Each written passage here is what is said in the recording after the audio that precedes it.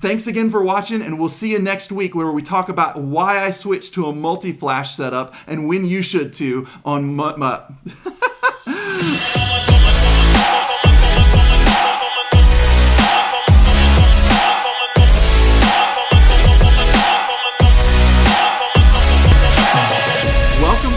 Magic. My name is Rob Green. I'm a photographer and educator based out of Fort Worth, Texas, and each week I'm here to give you tips, tricks, and inspiration to help you build your business, wow your clients, and make photo magic. And today, I want to help you simplify your flash.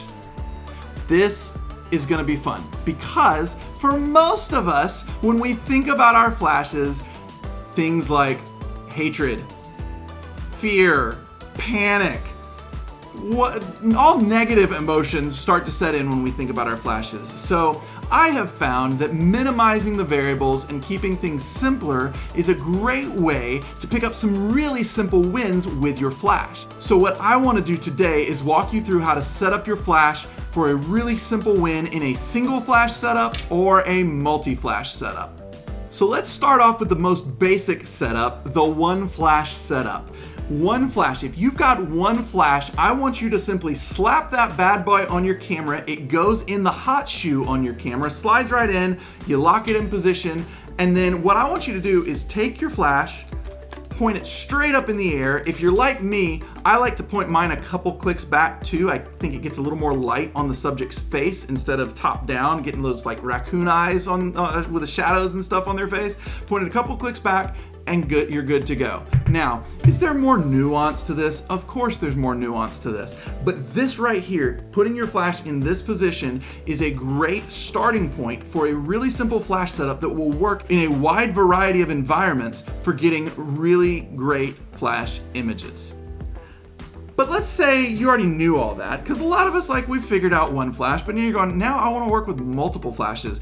But I don't want to get too fancy, too complex. Listen, I totally get it. In fact, next week, I'm going to share with you all about why I switched to a multi-flash setup and when you should too.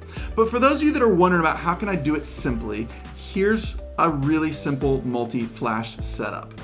When you start getting into multi-flash setups, you have to start adding a light stand for every additional flash that you use. Now for me, I prefer the Savage 13-foot drop stand.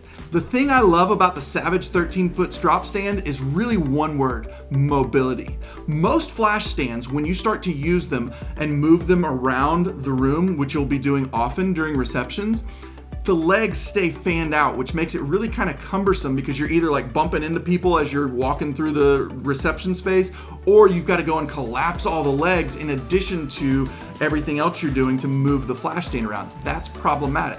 When you pick it up, the legs collapse. And when you put it back down, the legs go right back out.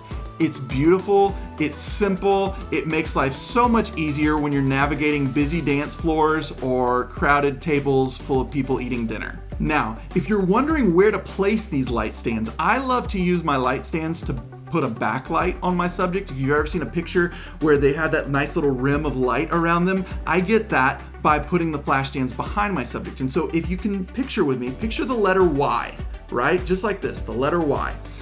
In the letter Y here that I've just drawn for you with my fingers, you are the bottom of the Y. Your subject is in front of you right at the intersection of the Y where all the legs come together, and then you want to put your flash stand at one of those two tip points of the Y, just about as far away from your subject, maybe a little further than you are from the subject, but off to the side and behind them a little bit.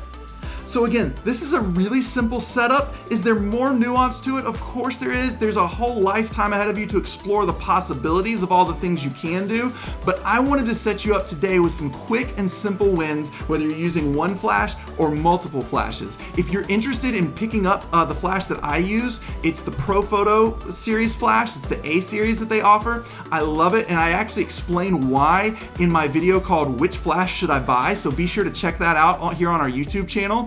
And I've got the Pro Photo flashes and the Savage drop stand linked in the description of this video below. So feel free to pick either one of those up and it's gonna make your life so much easier. If you enjoyed today's video, be sure to like the video, leave a comment below and let me know what you learned, and subscribe to our channel. It'll really help us out.